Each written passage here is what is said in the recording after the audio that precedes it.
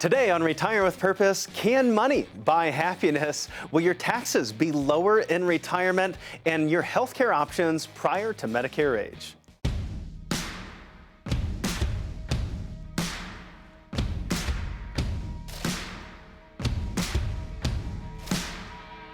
Welcome to Retire with Purpose, a show specifically designed to help you maximize your financial confidence in retirement.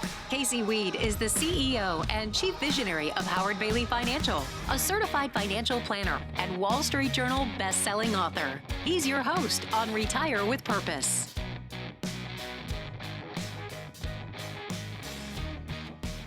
Financial happiness without conflict. Can you get there? That's where we're starting the program today. I'm Lee Kelso here with Casey Weed, certified financial planner. He's the president of Howard Bailey Financial, also a host of the Retire with Purpose podcast, which made it into the top 50 financial podcasts on iTunes. And that's where he met Dr. Brian Portnoy. Tell me more about this guy. Yeah, I loved this interview. I love this man. He's just a great expert and just a really good person, really entertaining guest, one of my most entertaining guests, and he's the author of one of my best reads of 2020. I truly enjoyed his book, The Geometry of Wealth. Yeah, I will say most finance books, they're glorified business cards and you don't get a lot of value out of them.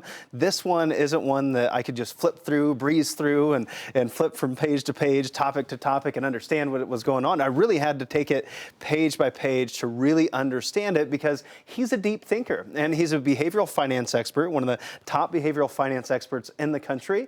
And he also owns and is the founder of a firm named Shaping Wealth, where he coaches financial advisors and individuals on just financial well-being. And we were able to have a very wide-ranging and impactful discussion, I believe, kicking off our discussion around happiness and how he defines happiness and the interplay with purpose. Reflective happiness is that deeper sense of what's going on with my life? Am I living my best life? From a brain chemistry point of view, it's harder to engage in that deep thinking. Our brains are quite lazy in a good way. Our brains are about 2% of our body weight and 25% of our energy consumption. So it's always figuring out ways to take shortcuts. So we don't want to spend too much time sitting around saying, what's a meaningful life? You know, what is my purpose? It's super important. If we don't do it, we're missing something. At the same time, it's exhausting. So I'd like to distinguish between that day-to-day pain versus pleasure, ephemeral happiness gets us back to that hedonic treadmill or that I mentioned. And then on the other fork is this reflective happiness, this step, I call it the step back, like, are things going the way that I had hoped for? And what can I do differently? What are my regrets? Can I anticipate future regrets, which is a whole mode of thinking, which I find interesting. And then we say, and we can use the word meaning or purpose here, that there's something deeper that we want to achieve. It's important for us to check in and ask ourselves these questions on a regular basis, but we quite often find that the first time that someone's having that conversation around purpose and meaning and happiness is the time that they first sit down in our office and we start having a more meaningful discussion than just talking about the dollars and the cents. That's important, but all those dollars, all those cents, they have to be supporting something. And what they're supporting has to be well defined so that we can best organize those dollars and cents to support that purpose at the same time and ultimately create happiness. And the question then often becomes, can money buy happiness? And Dr. Portnoy addressed that question with us here. And that $75,000 number that gets tossed around in the literature, beyond which it's claimed that money doesn't buy more happiness. That number is difficult to talk about because Manhattan, New York versus Manhattan, Kansas, $75,000 means something very different. But having the roof is leaking, the ability to just get the roof fixed, or to have a house where the roof would never leak, that's an alleviation of aggravation, of pain, of sadness that money does buy. And that's not insignificant. And throw on top of that inconvenience. I mean, we live in a society of great convenience. Money buys convenience. Not saying that's always a good thing, but it's there. And I guess if we have one truly valuable asset, it's time. And so convenience means creating more time for better experiences in life. And money does buy that. So, to make the claim that money buys happiness makes people uncomfortable. But there are elements of truth to it that I think, not only as practitioners, but as guides or coaches to others, need to be able to articulate. Look, this is an economist. This is a PhD. This is a past financial planner, a financial analyst. And this guy's a financial guy. However, he's having much more meaningful discussions around money and happiness and purpose.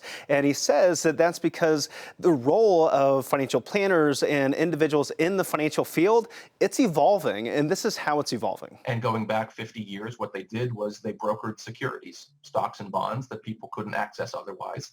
Fast forward half a century, yes, they sell securities, but they also build portfolios.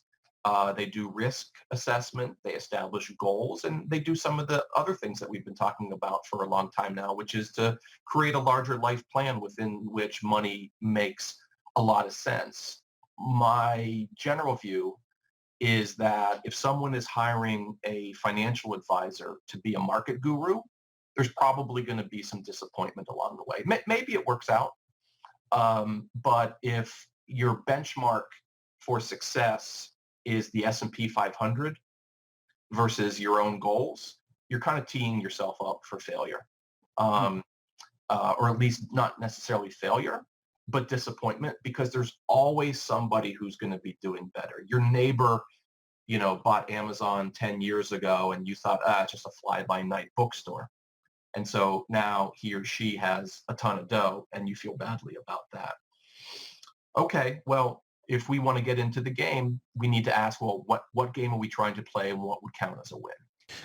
And then we have Dr. Brian Portnoy going on to explain to us that, okay, let's say that you find a financial planner you feel like you can build a relationship with, and then the most important element is that they have a retirement planning process that they're following. He shares with us what a retirement planning process should look like and those most important or essential elements of a planning process.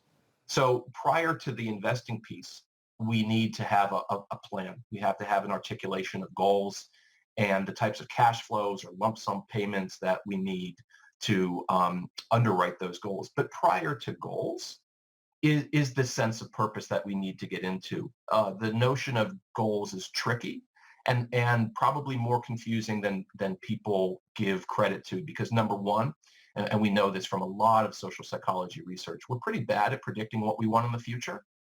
And number two, even when we achieve what we want, the intensity and the duration of the emotions that we expect to feel are much weaker and shorter than we anticipate. So we win the lottery, great, have a big party.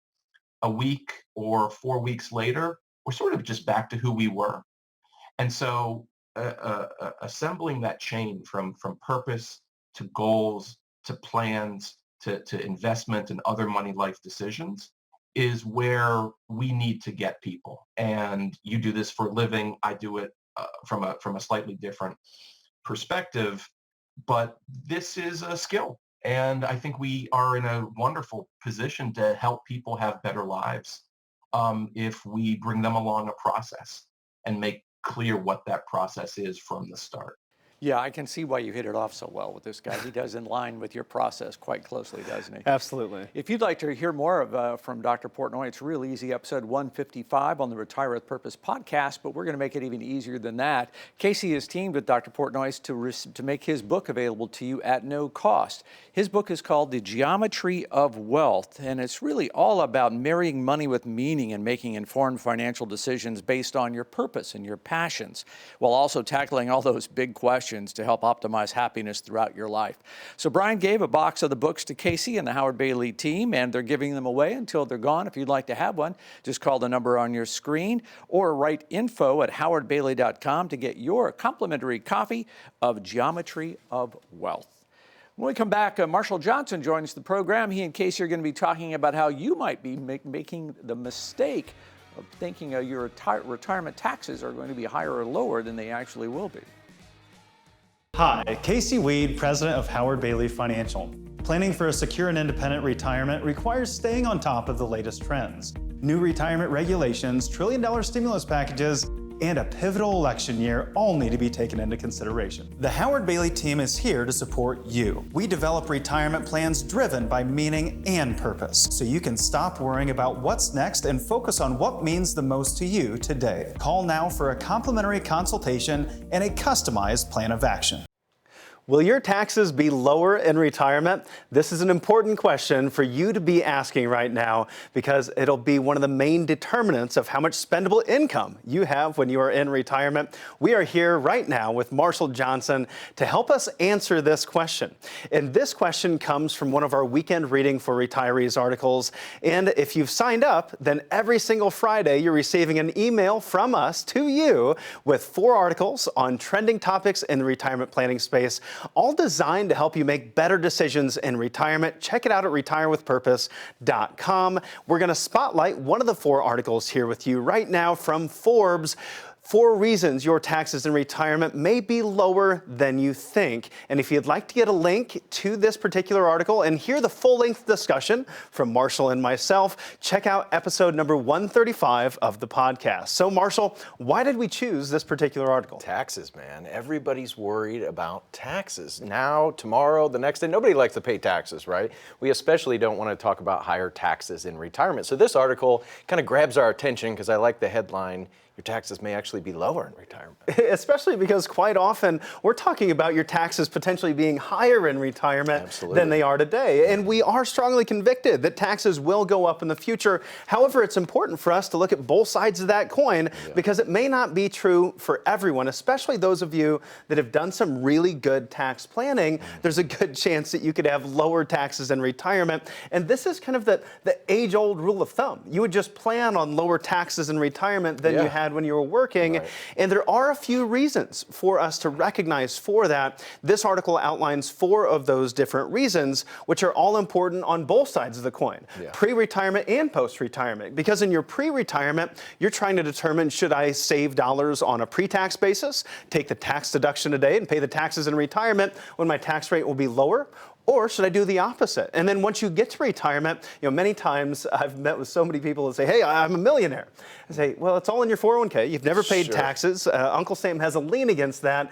All of those dollars in your 401k aren't yours because you have yet to pay taxes on them. So there's some really good things in this article to help us better understand how taxes work in retirement, and that is the most important element. So we're going to quickly walk through all 4 of these. The first one being that your income will most likely be lower in retirement. Yeah, as the article pointed out, they say that experts, financial experts, right, say that you're only going to need 80% of your pre-retirement income. And that very well may be true for a lot of families, but not everybody. Well, not everyone. And that's why we have to be careful with articles like this to just take them as gold and they apply to everyone. The reality is I have some families that we work with that actually have more income in retirement than they did while they were working. They want to spend, they want to enjoy things, they want to do things they didn't do. That's not the average retiree though. For the average retiree, they will have lower income in retirement because their expenses will be lower because your expense makeup changes. You might no longer have as much debt. You've already paid off the mortgage. The kids are out of the house. Maybe you've relocated to a different state. Commuting. You're not commuting eating out much for lunch every day. Exactly. That adds up, right? So there's reasons that income might be lower. So if you're taking distributions from your retirement accounts, you may not need as much in the way of distributions in order to satisfy expenses because you simply don't have as many of them. Another important element, and this is number 2 of the article, is understanding how that income is taxed in retirement, which is different than when you're working. When you're working, it's all that W-2 income. For the vast majority of individuals, it's simply W-2 income, or maybe it's just 1099 income, but you really only have to worry about your ordinary income tax rates. You talk about you're working. Social Security. Not all Social Security is taxable. For some people, they don't pay any taxes on Social Security. So a good portion of their income may be tax-free. You got the standard deduction, right? Everybody gets a bit. If you're over 65 today, the standard deduction is over $27,000. That's a big chunk of change that's going to be tax-free in retirement. Well, and one of our past podcast guests, David McKnight, who authored The Power of Zero, one of the premier tax experts in the country, he shared with us that it's okay to not have everything in tax-free buckets, have some tax-deferred dollars, and recognize your standard deduction. So you want to have those dollars of such size that your RMD or required minimum distribution will be below that standard deduction. I think it's worth restating. I mean, a lot of people don't think about that when they put money in the 401k. They're not paying taxes on it. The growth is then not being taxed, but you have to take it out. Well, that $27,000 for a over 65 retiree, that was never taxed. Yeah. That amount of money was never taxed. Well, another element is that many of the retirees we work with, they have a lot of capital assets. And those capital assets are not taxed at ordinary income tax rates. For the vast majority of Americans, it's going to be substantially lower. And quite often it's 0%. You know, if we are in some of those lower taxable income brackets, we could be paying 0% on our capital gains. And that can be a huge boon to retirees. And then you have inherited assets. If you inherit assets during your retirement, you may be able to achieve a step up in basis. So you don't have to worry about the taxation of those assets upon liquidation to fund your retirement. Number 3 here is understanding marginal tax rates and effective tax rates. These are two very different things, and it's probably the most important thing for us to understand when we're talking about tax planning. Yeah, I was just having a conversation today with a client who said, well, I'm in the 22% tax bracket. I'm paying 22% in taxes. And I had to walk through it with him and say, you know, not everything is taxed at 22%. You got some at 0, some at 10, and it's progressive, right? Yeah. Well, if you're single, if we want to run the math, a single individual, $50,000 in income in 2020, it would be about a 14% effective tax rate. So you're not paying 22% on every dollar that comes out of your tax-deferred retirement accounts. If you're in a 22% marginal bracket, it's actually 14%. And many times we find that individuals have greatly overestimated that. Now, I think it's important for us to stress test the tax plan to see, well, what if it is 22% in the future? What if tax rates do go up? However, we also want to look at it the way it is today. We also want to look at it the other way. We want to look at all different sides of the coin. One of those things that might change for you in retirement is number 4, the 4th reason your taxes may be lower in retirement. And that could be because you decide, hey, you know, I don't really like this cold weather anymore. I'm ready to head south. Maybe we're going to Texas. Maybe we're going to Florida. Yeah, maybe we're going to Nevada. And if you move to those states, you don't have to worry about that state income tax. Right, yeah, those states have a 0 state income tax, so maybe you're moving to another climate. Yeah. You know, and one of the things we do in our office is stress test that, as we said just a moment ago, to really help you better understand what your tax risk is. You know, when you're working with a financial planner, you may have put together a stress test, a Monte Carlo simulation is what it's often called, when it comes to stock market performance during retirement. Maybe a higher return, a lower return, bad returns on the front end of retirement, good returns on the back end of retirement. But we can do the same thing when it comes to your taxes. And there's a lot of different elements we need to consider. Like we said, we need to consider Social Security planning, capital gains, ordinary income. We'll evaluate all of those different elements for you and put together that tax analysis complimentary today for our next 10 callers. So give us a call right now, number on your screen. The next 10 callers will receive a complimentary tax analysis, and you'll have the opportunity to meet with one of the independent advisors on our team. You can do that from your home, or you can do that in the privacy of our office. We'll be right back after the short break. We're going to be covering healthcare in retirement and Robo Advisors. Hi, Casey Weed, president of Howard Bailey Financial. Planning for a secure and independent retirement requires staying on top of the latest trends. New retirement regulations, trillion-dollar stimulus packages, and a pivotal election year all need to be taken into consideration. The Howard Bailey team is here to support you. We develop retirement plans driven by meaning and purpose, so you can stop worrying about what's next and focus on what means the most to you today. Call now for a complimentary consultation and a customized plan of action. Each week, we give you an opportunity to ask Casey a question. It couldn't be easier. Just go to retirewithpurpose.com, scroll down. You see a little chat window there. Put your question in it, and we may use your question here on the program. Casey's going to be answering a question first up today from Brandon. Can you explain how your firm conducts consultations? What's the process? Well, Brandon, that's a good question to ask about a process, and that's really important because I think most financial advisors, they say, "Hey, come in," and they just kind of go through this sales process. You don't really feel like there's a planning process or a meeting process. They're just trying to turn you into a client as quickly as they possibly can, and we know that we're not the best fit for everyone, and not everyone's the right fit for us, and we can't possibly work with everyone anyways. However, what we know is that we can help everyone in some way. And that's what our process is designed to do. In our first visit, it's called a fit visit. It's a chance to figure out if we are a good fit. That's the primary goal there. We need to spend some time getting to know each other, but we still want to add value no matter whether we decide we're a fit or not. So we're going to spend time answering any of your specific questions or specific concerns that we possibly can in that initial visit. Now, if we decide at the end of that first visit that we can be a fit and we could have a decent relationship over the long term, then we want to sit back and start developing a plan. The thing is that most advisors say, "Hey, just fill this thing out and we can spit out a plan. We'll have it in the mail to you overnight, or fill out this questionnaire, bring it in, and we'll put together a plan."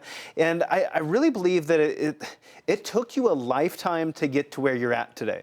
You didn't get there overnight. It took 30, 40, 50, maybe 60 years to get to where you are financially, and it makes sense to not make snap decisions and sit back and put together a plan. Truly evaluate where you are today and what your options are moving forward, and that's where we get into our strategy visit. So our second visit is a chance for us to present our framework, our Retire with Purpose framework, share with you how we can make improvements in your situation, and also analyze where you're at today. How can we ever understand where we want to be in the future, let alone get there, if we don't know where we are in the first place? So that's our strategy visit. Now, at the end of that strategy visit, if you decide to hire us, then we're going to move on to an implementation visit. In that implementation visit, we're going to begin implementing that plan one piece at a time. And then lastly, we have a review visit. We're going back, this is about 4 weeks in, we're reviewing the plan and we're establishing our ongoing review schedule from there.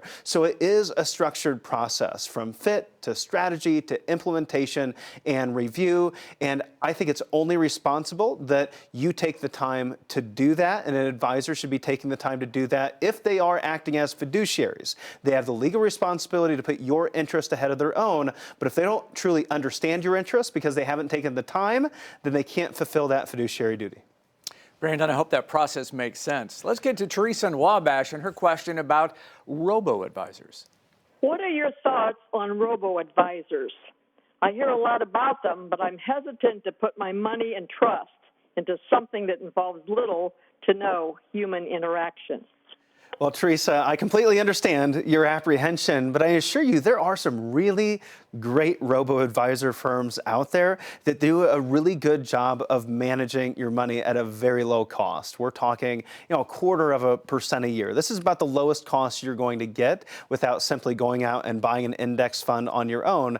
And they're also, some of them are providing a little bit of tax management as well of the portfolio.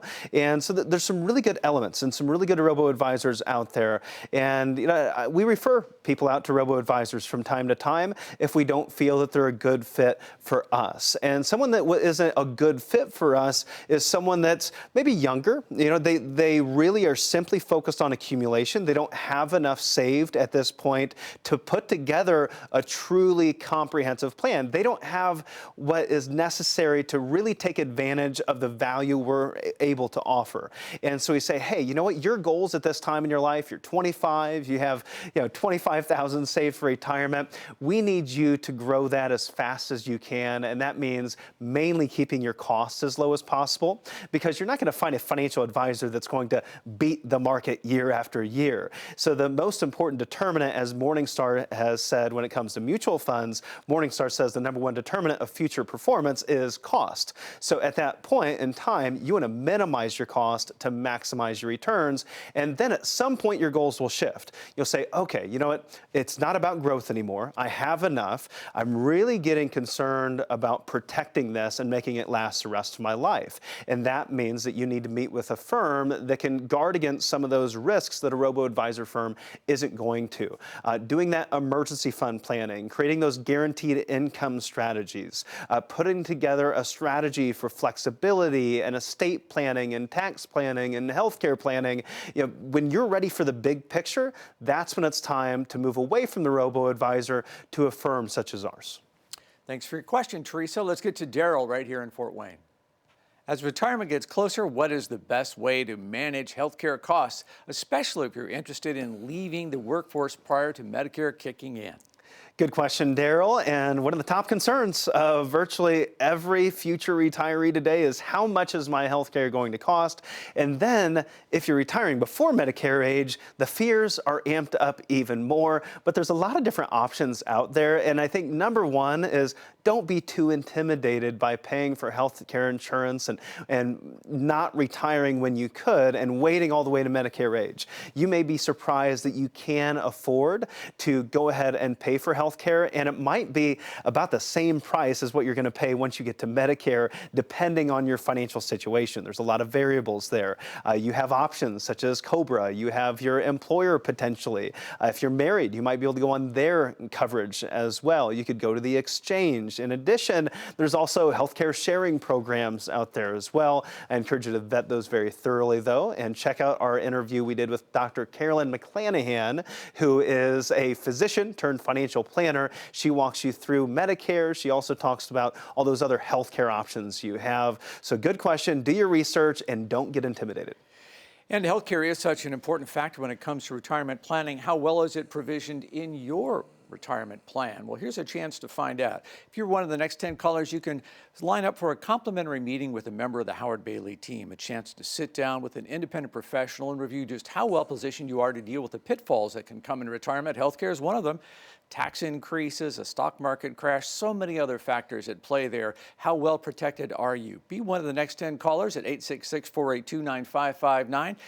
And you can have a complimentary meeting with a member of the Howard Bailey team, a review of how you're doing and are you on path. It can happen over the phone, takes just about 30 minutes, or you can meet in the office, whatever's best for you. Be one of the next 10 people to call 866-482-9559 and get on the schedule for that complimentary meeting. Glad you were with us today. We'll see you next week. Hi, Casey Weed, president of Howard Bailey Financial. Planning for a secure and independent retirement requires staying on top of the latest trends. New retirement regulations, trillion-dollar stimulus packages, and a pivotal election year all need to be taken into consideration. The Howard Bailey team is here to support you. We develop retirement plans driven by meaning and purpose, so you can stop worrying about what's next and focus on what means the most to you today. Call now for a complimentary consultation and a customized plan of action.